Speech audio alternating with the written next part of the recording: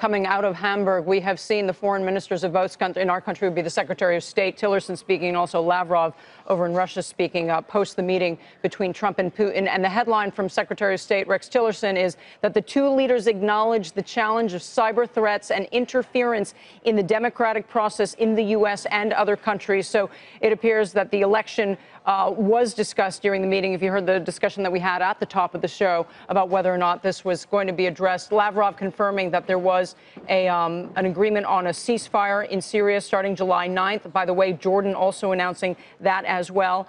And there's also been a U.S. representative who's going to visit Ukraine, who's been appointed to Ukraine. This is one of the thorny points, the continued occupation in the eastern part of Ukraine by Russia and the taking over of Crimea, which is an issue that still is the reason why sanctions still exist against Russia. Eamon Javers is now out of the meeting there and joins us now from Hamburg with more. Eamon.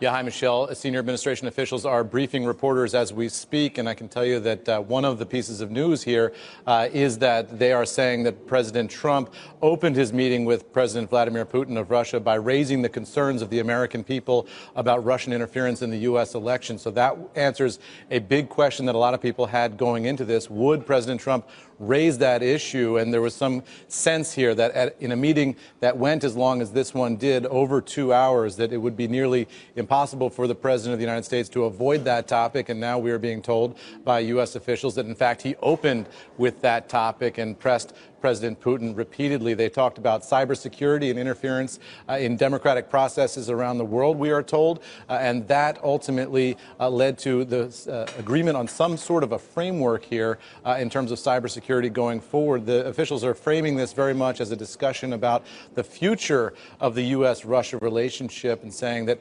the two leaders discussed a number of important issues, including on Syria, where, as you guys have just been discussing, they're saying that the United States, Russia, and Jordan agreed to a de-escalation process in the southwest part, particularly near the Jordan border of Syria. That, they say, is laid out in very specific detail, including who will get to control the region there, exactly how that will be handled, and the timing specifically of any ceasefire that's going to take place there over the weekend, this weekend. So that's what we know as of now. The briefing is still ongoing, so we'll bring you more headlines as we have them. Michelle. In fact, as you were speaking, Eamon, Rex Tillerson is quoted as saying it's not clear that the two countries are ever going to come to a resolution on the question about election interference, but that the U.S. is seeking a commitment from Russia not to interfere in U.S. affairs, and that this is a broader issue than U.S. and Russia, and they're going to be focused on how to move forward on what may be an intractable difference.